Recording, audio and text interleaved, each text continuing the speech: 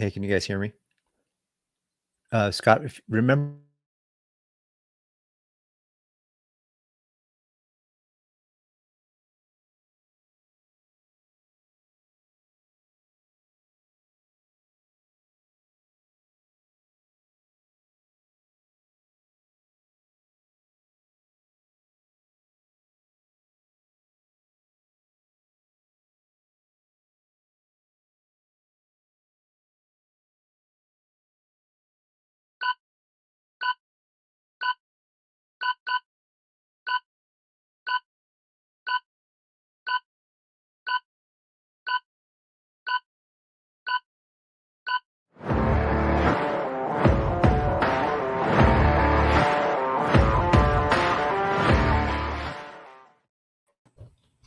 Welcome to another fun-filled episode of Prepper Talk Radio and our weekly live. And thank you, Utah Mike, for letting us know before we're even live that you can hear us. You always count on Utah Mike to be here on time, probably more than we are. He is a foundational pillar of our weekly lives here on YouTube. So thank you, everyone, for tuning in. Just a reminder, we got a couple cool events coming up. This weekend is SHTF. And Paris is going to be there representing. So, guys, make sure you head on over there. It's going to be at the Hobble Creek Canyon shoot. Is it called the shooting range or firing range? Or I don't know what it's called. There's actually, I posted on our Facebook page, there's like, you know how they have the events on Facebook. You can click the events. There you go. You can go there and check that out. Otherwise, I think it's up Hobble Creek Canyon. It's at the shooting range up there. So for sure. It's a perfect little place. And also, we're going to be also at the is it the 3rd and 4th or 2nd and 3rd? Second and third. Second and 3rd of June. We're going to be at the Be Prepared Expo in Farmington, Utah. You guys, you've got to be there because you're going to get to meet us and greet us and have some fun. But you're going to see all kinds of cool gear. They're going to have courses. They're going to have knowledge all over the place. And guess what? You're going to have so many like-minded people to shoot the breeze with.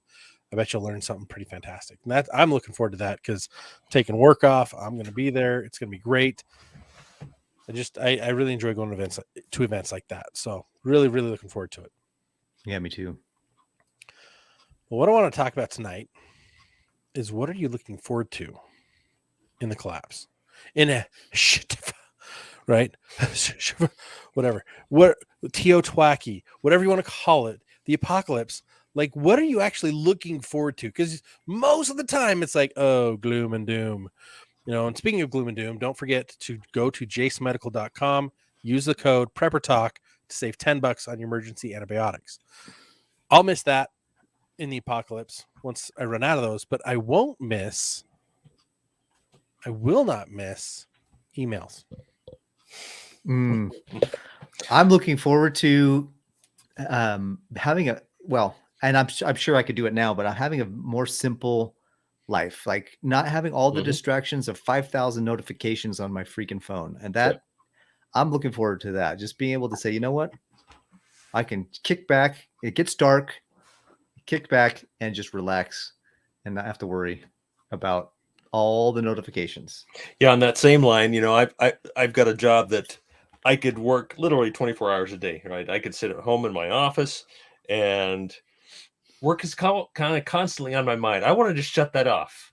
It's very difficult for me to go on a vacation. Okay, I go on a trip. I got my phone with me. I check in my emails occasionally just because I don't want to be overwhelmed the next week.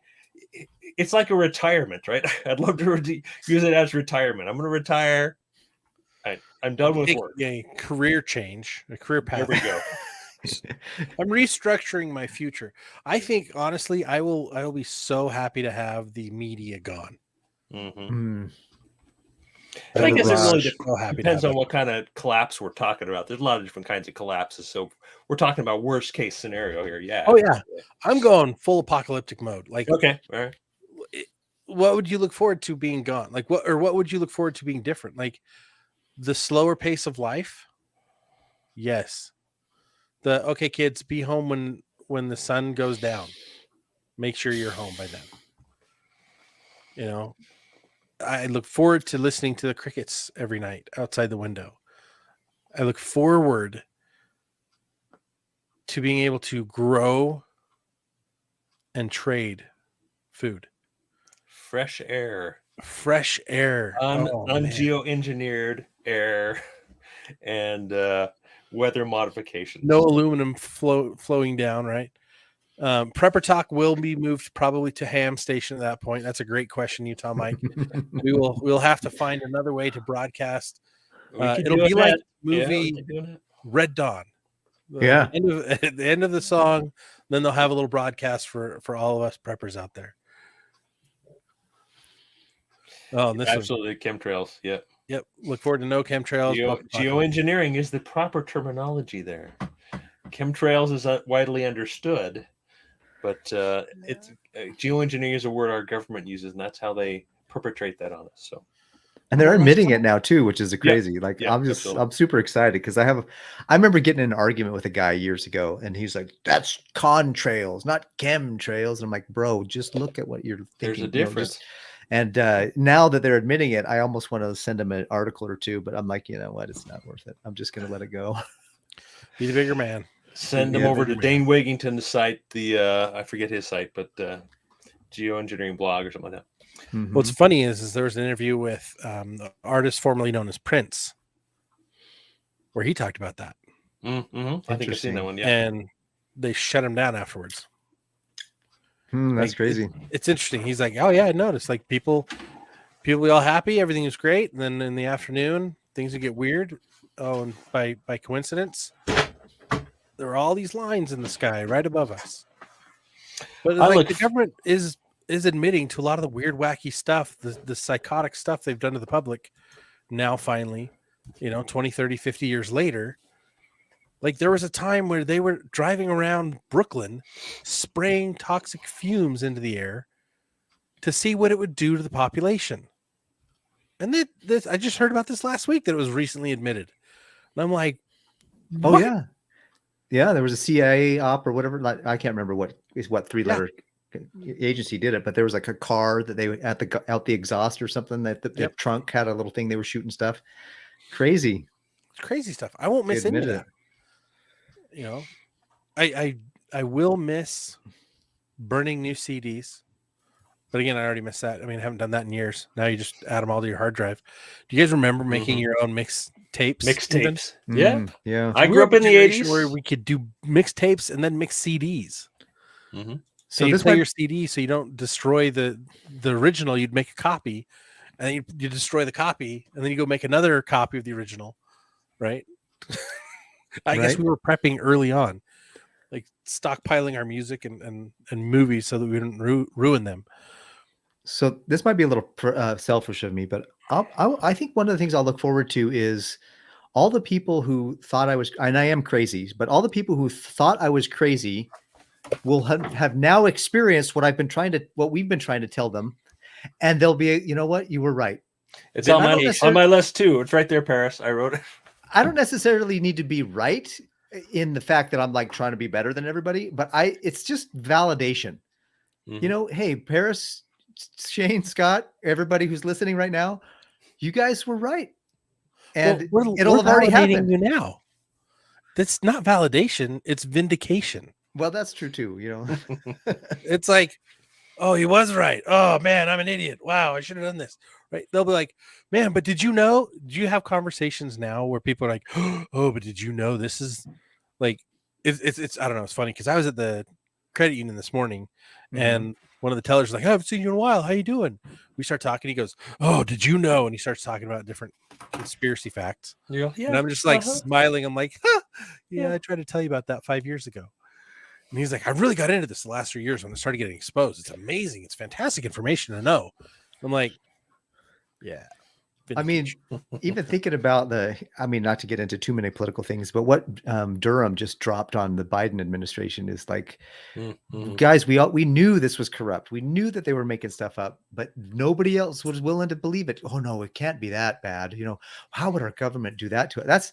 I think that's another opportunity I think that we can have once it's all kind of collapsed and being rebuilt is like, okay, there's men and women are corruptible, and there's going to be men and women in any era at any point in time they're going to do evil things, but I feel like there's going to be an opportunity to kind of reset that and get rid of some of that and start fresh, at least locally. Mhm. At least locally start fresh with working together with good people to rebuild a positive place. Yeah, That's that makes me think that like both you're saying vindication, but not just that, is that people will recognize, oh man, maybe Shane can be of some help. Maybe he can help us out, and just be able to help neighbors, more openly at that point, instead of with resistance, right? Instead of Mhm. trying to force, my will on them. Said, this is what you need to do. You need to do that. Who am I to tell you what you need to do, right? When they come to you and they ask you, how good does that feel, right? To be able to really be of some help. Okay, this is what I'm doing. This is what I recommend you should do, and people being more open to that because they see the writing on the wall. They see what's Mhm. really happened. It's funny because I've been the emergency preparedness coordinator for my neighborhood for a long time. It's through church, and they just replaced me with this other guy, and he's super excited, and I'm like, oh, thank God for you. He's because I've been preaching to closed eyes and ears for years, and he's like, he's a big wilderness skills guy, and I'm like, yes, this is what we need. And he's telling me like what he wants to do, and I'm like, yes. And I'm like, please listen to him this time, people. I'm hoping people will listen now. But I'm so excited because he's like, hey, anything I can get from you or learn from you or do with you. And I'm like, let's be best friends. Like you and I are on the same page. Let's do this. That's Whatever I can awesome. do to help. And so I'm meeting with him later this week to drop off all the kit stuff that I've got. With all the communications and pamphlets and booklets and everything else we've got. But he is so stoked, and it's like everyone should be that stoked. Mhm. And I look forward to the time when everyone that's alive is like, yeah, we learned skills and those skills saved us. Get Yep. used to disappointment is the phrase I that know. comes to mind, right? I know.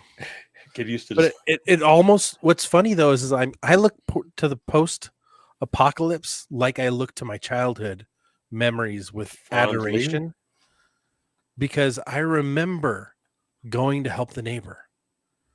I remember my dad leaving the house with his shovel to go dig out the main entrance to the neighborhood and help with 4 other guys because the snowplow blocked us all in during the huge blizzard at the time. Mhm. Right. And I remember my dad going out to go help put in a furnace at a neighbor's house.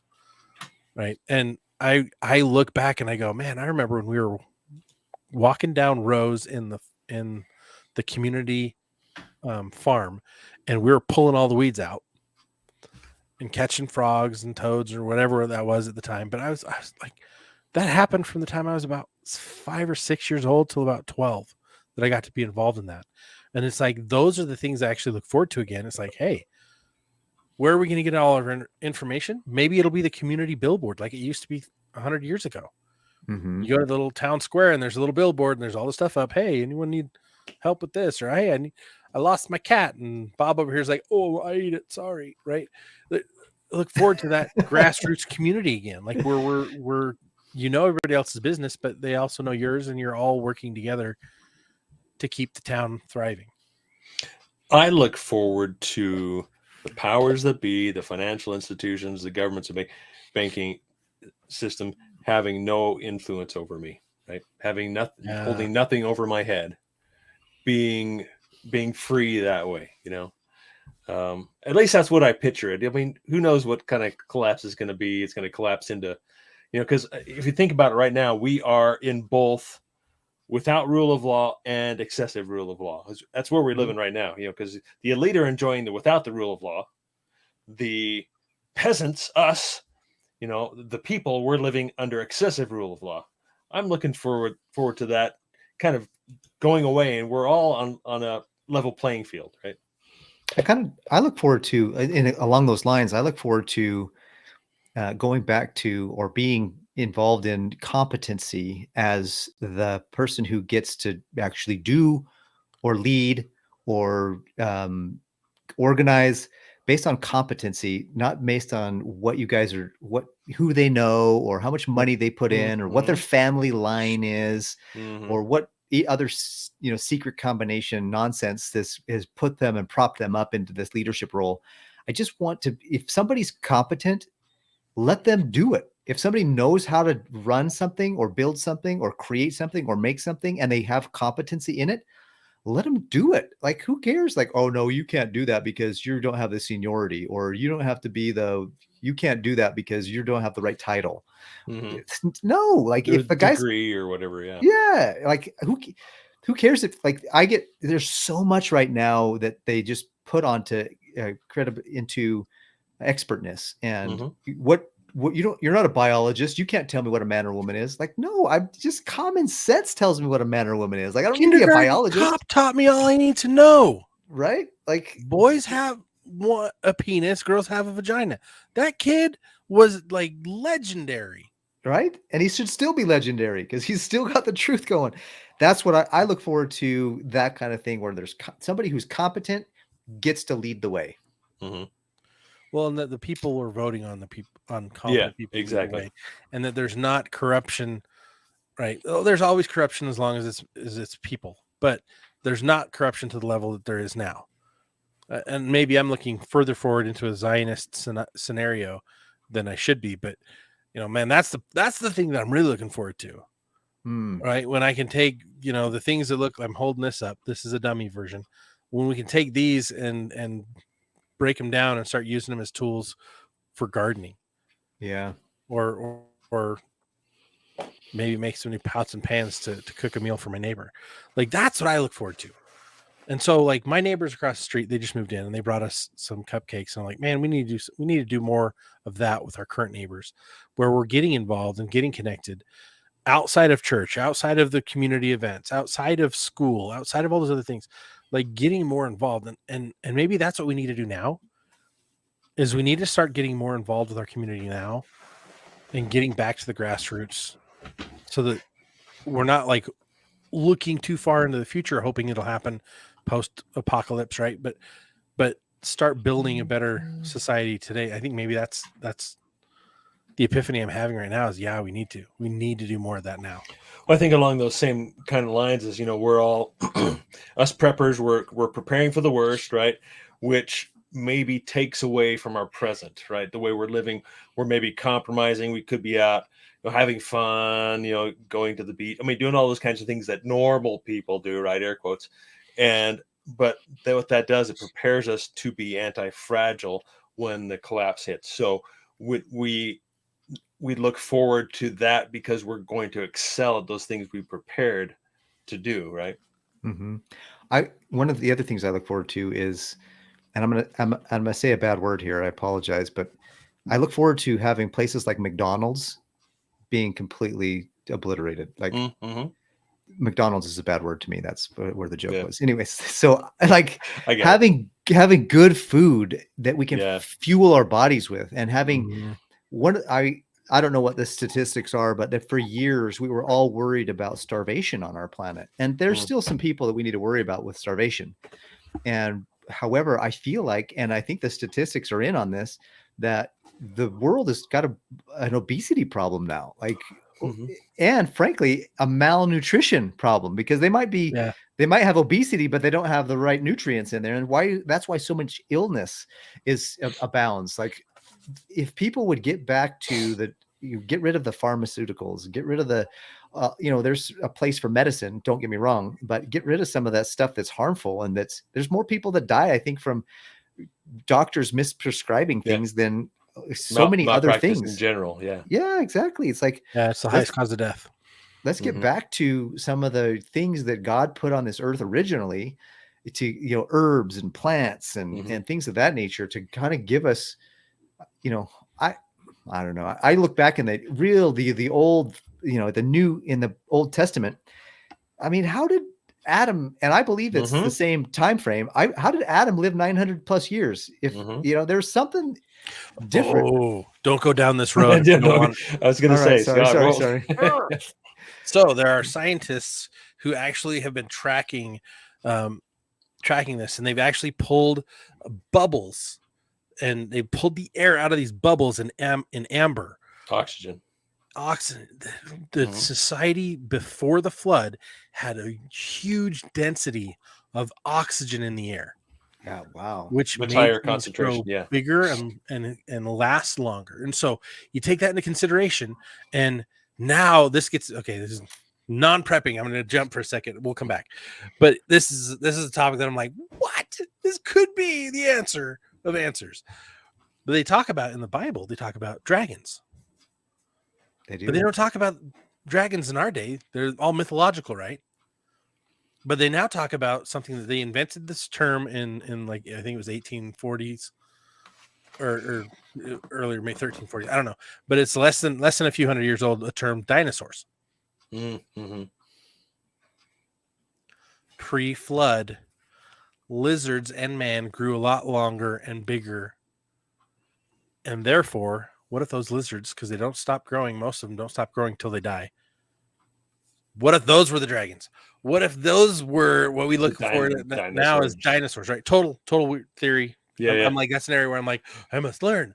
But the reality is there was more oxygen density in the air back then. Mm-hmm. And what's happening now? We've got chemtrails, we've got aluminum being sprayed on everything, all the crap being sprayed on the fruits and vegetables.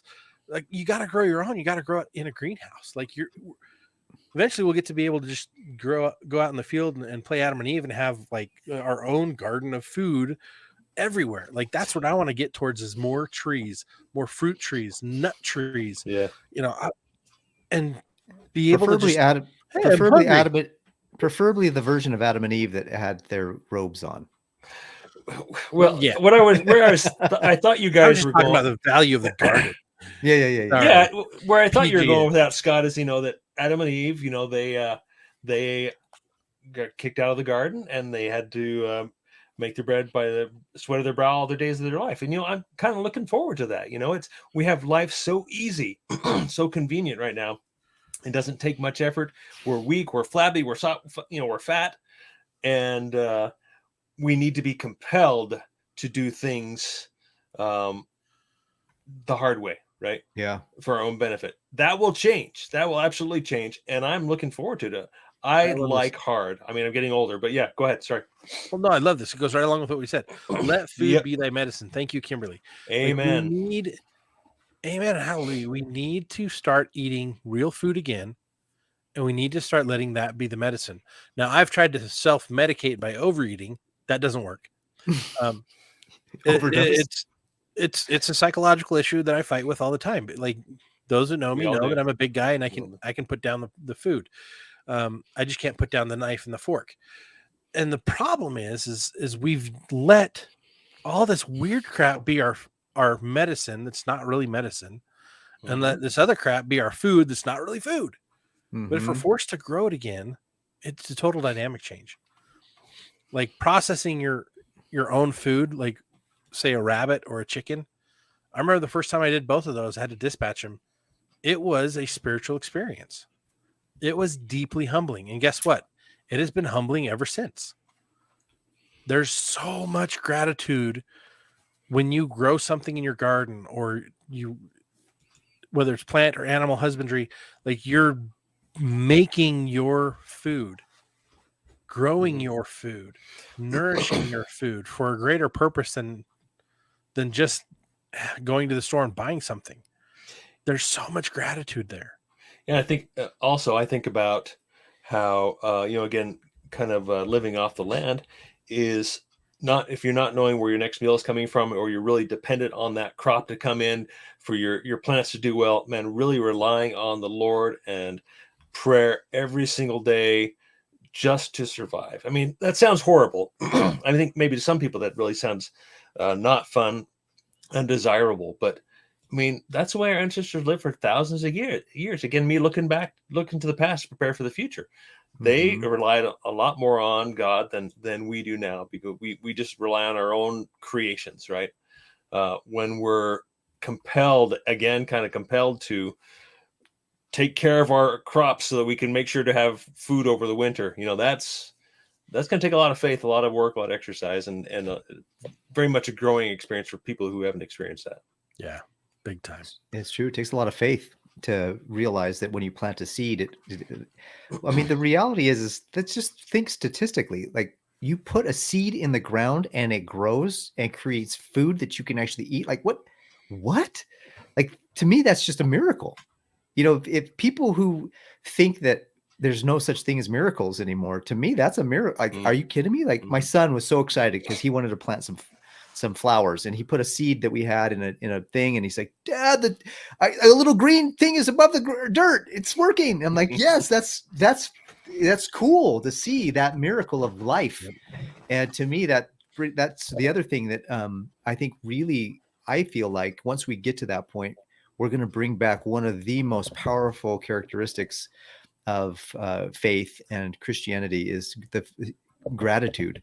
Just recognizing to be grateful for that. We take so much for granted that it's hard for us to realize how blessed we are and how much we have really going for us. So I think that's something that I hope to be more grateful in my life. I need to work on it myself. So that's something I'm looking forward to.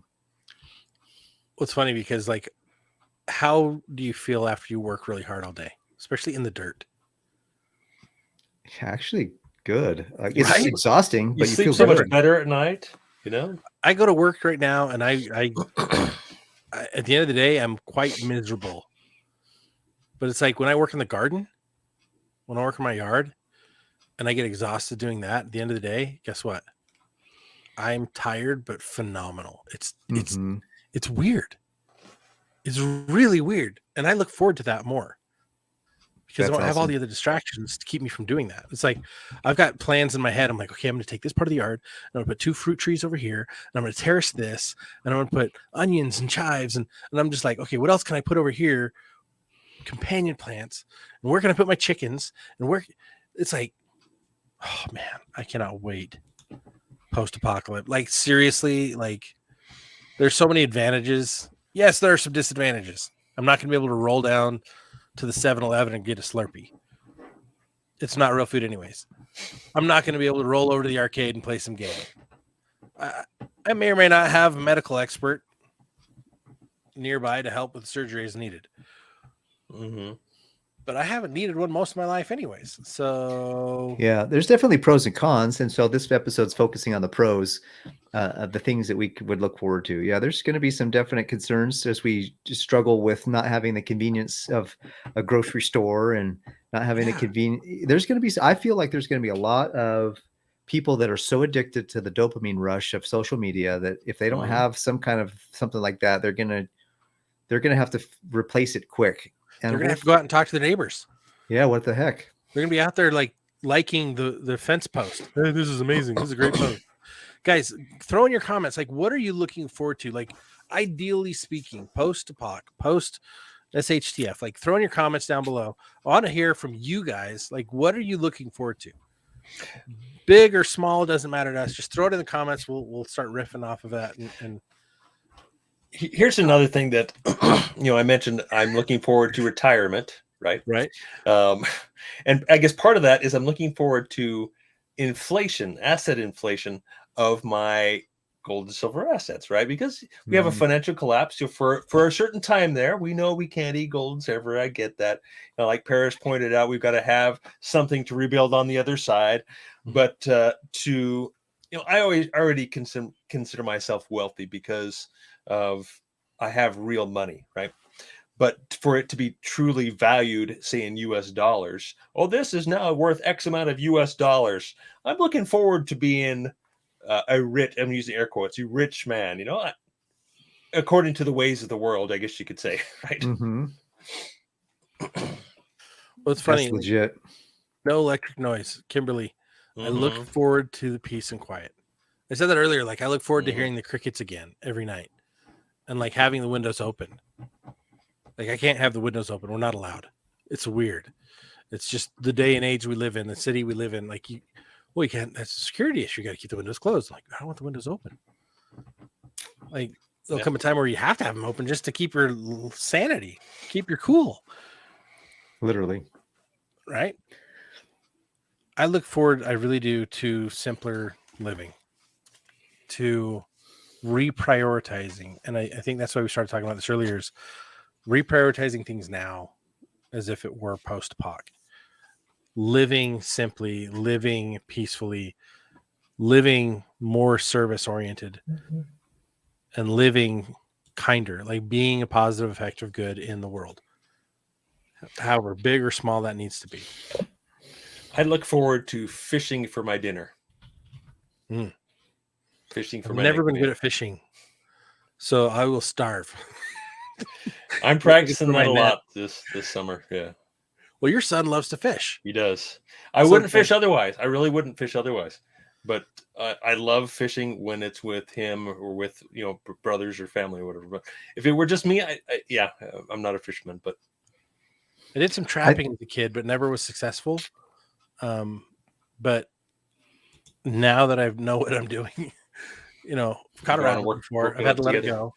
I've caught some gophers. I've caught raccoons. Let them all go. But now that I've raised and dispatched, chickens and rabbits, it's like, man, like knowing how to catch those things and then knowing how to eat those things, like prep them and use them, and then using every little bit of things. Like growing up, my great grandma had this ranch, and on that ranch, like they had a little burn barrel. I'm like, what's this? She's like, oh, that's our garbage. I'm like, all of your garbage? She's like, yeah, all of our garbage. I'm like, you put all of your garbage in here and burn it. She's like, yeah, once a month. And I'm like, you hold on to your garbage for a whole month?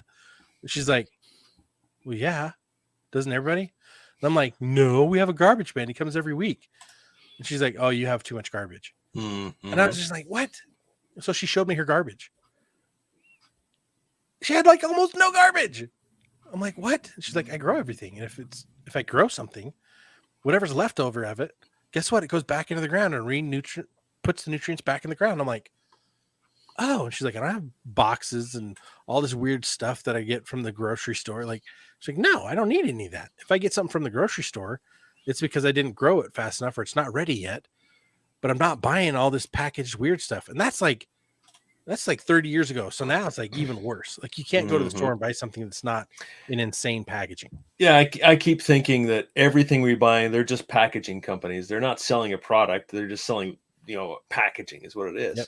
It's out of control. It is absolutely out of control, the garbage level of garbage. Especially when you go to a grocery store and you look at the label and it says 16 ounces of a product and it's a box this big and you open mostly up the box and it's halfway down and you're like, chips are I kind of get it why they do it with chips because they want it to have enough air to cushion it so it doesn't get squished and crumble into crumbs. But man, some of these boxes, they could be plenty filled up higher. And then what's worse is when it's the same price and you go in the next week and it's like 14 ounces. You're like, wait a minute, I just lost 2 ounces of product and it's the same price. So it's like, that's how they sneak in the inflation. Same size of packaging. Like you get your vitamins. You got this big bottle of vitamins, but it's that full, right? Yep. The bottle represents.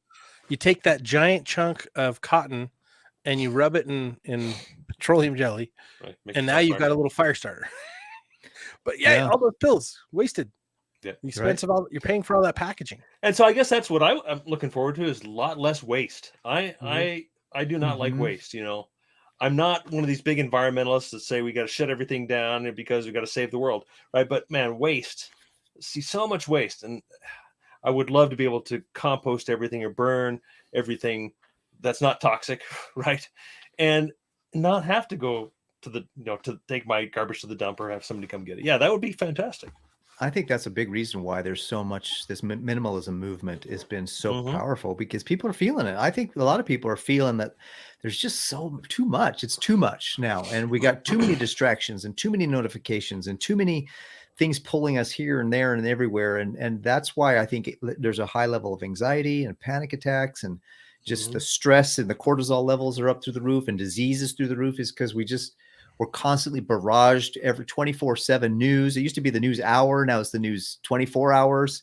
And it's just constant barrage. And that'll be just nice. If you guys want to go back on some of our episodes, episode 165, episode 250, even episode 154A is all about minimalist and minimalism.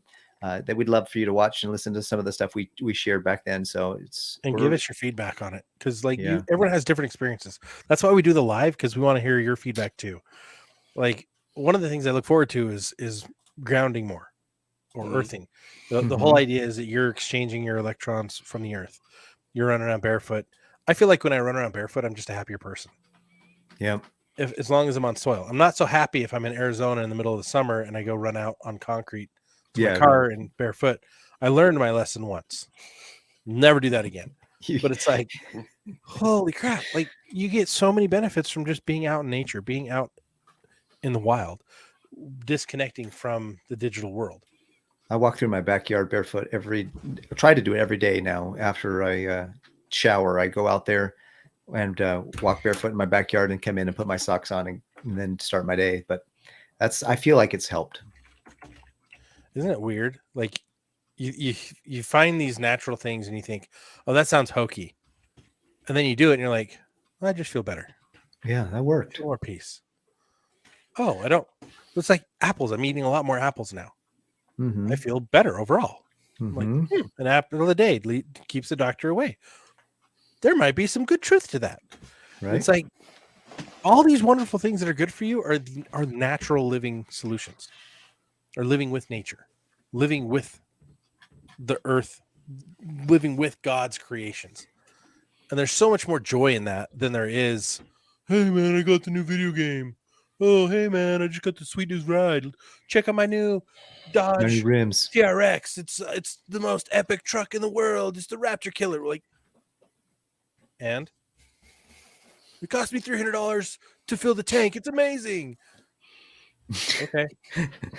Like, no, I look forward to being able to throw my 30-30 over my shoulder and just walk around with it. Have it on my back as I'm around on my property, wherever I'm going. Just have my rifle on my back. That's awesome. You ever read the old like Tom Sawyer and Huckleberry Finn books? Yeah, I was looking for a quote regarding that. I need to try it. A little hard to look that up. Well, I was delivering this last week, and this lady I delivered to, she's out there in overalls whitewashing a fence. And I go, hey, Tom, how's it going? And she looks at me like, what? And I'm like, Tom Sawyer, right? And she's like, oh, if only it were that easy. I'm like, are you going to try to talk me into it and tell me how much fun you're having?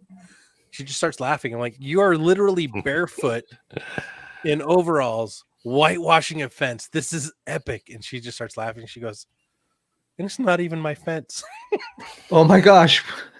And I'm like, this is awesome. That's hilarious. Like, there's so much joy that can be had in what people call the mundane. And it's like, that's what we look forward to post-apoc, right? Absolutely. SHTF, oh man, the mundane, give it to me. Simpler, joyful. Like it's a happier living life. And it really the minimalists are right. I want to get rid of stuff all the time. And what I can get rid of, I'm getting rid of. And it's like, there's other stuff. It's like, oh, do we really need this? And simplifying. It's like, the only thing that should be big is your pantry, your root cellar. Everything else, do you need a big TV? No.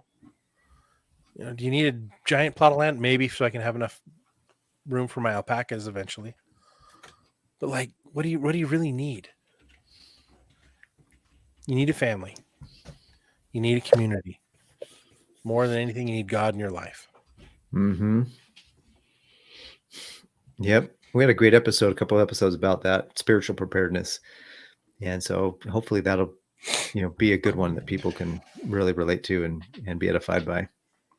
Agreed. Well, I found that quote I was thinking of. Okay. It's Thomas Jefferson. He wrote some letters to his nephew and just advising him on life and things. And this one stuck in my mind. It's he said, here's the version of that quote here. It's, a strong body makes the mind strong. As to the species of exercises, I advise the gun. While this gives moderate exercise to the body, it gives boldness, enterprise, and independence to the mind. Games played with the ball and others of that nature are too violent for the body and stamp no character on the mind. Let your gun, therefore, be your constant companion of your walks. Isn't that awesome? Wow. I love that one. That's cool. We don't talk like that anymore. No, we need to. We should. We should. I don't think we've been educated as well as we think we have. We have all these schools and this university systems and everything else that are happily taking all of our money and giving us less and less education every year. You have a quote about that too, Shane, don't you? They're learning more and more and not getting any. But yeah. What is that quote? It's nowadays, and I'm slaughtering it. We're being taught more and more about less and less until we know everything about nothing. Yeah, That's the one. Yes. Yep. absolutely. I Yeah. think something This is that's really I love, I like having Audible so I can listen to things at double speed. Mhm. But there's just a peace and tranquility that comes from sitting down in a quiet location, opening up a book, and just reading the book. And back in the day, there were so many people that had so much intelligence and common sense. It seems like now I know that we're progressing, and as a human culture, we have a lot of great things in our own life, in our own world right now. There's a lot of things to be grateful for where we are right now. However, there are some things that if we could take some of the best of what we have now and some of the best of what the past gave us and kind of mingle those together, that would be really nice. I think that would be good to have some time where you can just relax and read a good book and Yeah. not feel like oh no, That what you've am I, got like you've got what, something more important to do. Sorry. Yeah. yeah. Or like there's something else nagging at you. Yeah. It's like the farmer who hired the helper, and he's like, "What are your qualifications?" He's like, "Well, I can sleep when it rains." Mm-hmm. Like, he took care of the essentials, so he doesn't have to worry about it. Mm-hmm. Knocked it all out of the park. And it's like getting back to a simpler way of life, getting back to hard work, dedication, morals, values, character. That's what we need more now than ever. Like, we need to take the post apoc and put it into our heart and souls now so that we can be living that way. Mm-hmm. Right. And then it's like everything we're doing to prepare is just getting us to become a better person. I actually just saw an interview about that. One of the most powerful things a father can do for the child happens after the age of 5. So from the age of 5 or 6 on, the most powerful impact a father can have on their son is and daughter is to continue personally developing. That's That awesome. has a greater indicator for success on the child than any other time investment the father can do from the age of 5 on. And I was just blown away. I'm like, man, I got to do that because that's where my kids are. That makes sense. Yeah. And it's like we all need to continually be improving, continually be becoming the best version of ourselves that we can possibly be. And whether it's post-op or apocalyptic or now, I think morality is critical. I think that when we realize that we have to have a companion, the Bible teaches us that, a man needs to have a helpmeet and a woman needs to have a man. And in the New Testament, we read that a man is not without the Lord, neither is the woman without the man in the Lord. It's just so much today is like, no, I can do it myself, or I don't need no man, or the guys are like, oh, we don't need this. We don't, I don't even want to get married. I don't want to have kids. It's like, I don't want the drama. What are we turning into? It's like responsibility is one of the key things of a human being that we need to grow and develop in to progress as a human. We want something to do. We want something that gives us meaning and responsibility. And too much of it is being abdicated to governments or to the system or or even to leisure and a little bit of idolatry and laziness. And I just feel like there's so much that we're losing as we continue down the road we're on without having that real, let's go find meaning and let's go build that meaning. And that's something that comes with a little slower. I feel like it comes with a little slower society, which is what post-apocalyptic might provide. So with all that said, the challenge to you listeners, the challenge to you, our community of friends, is find something to do now that gives you as much peace as what you're looking forward to post-operation, post-apocalyptic, right? That post-SHTF, like whatever it is you're dreaming of, like, oh man, it'll be nice when this, try to make that part of your normal daily life today so you can bring more peace and joy and sustainability into what you're doing. Because real sustainability has nothing to do with all the big companies and big oil and Tesla batteries and all that other stuff. It's a higher quality of life with greater wisdom and everyday use. Being able to be the master and commander of those things that you own. Putting your land to the highest and best use. Putting your brain to the highest and best use. Stop swiping up and down, left and right. Go read an actual book today. Go do something positive. Go make change in your life to be the best version of you can possibly be. And that is our episode for today. So instead of just looking forward to something, make that part of today. Thanks for being part of Prepper Talk Radio. We appreciate you guys. You guys are fantastic. Make sure you're liking and subscribing and sharing. And please, please, please get in our group so that we can communicate more there between episodes. So Prepper Talk Radio on Facebook, Instagram, TikTok. You can find us everywhere. Look forward to our conversations with you. Thank you for being part of the family. Take care, guys.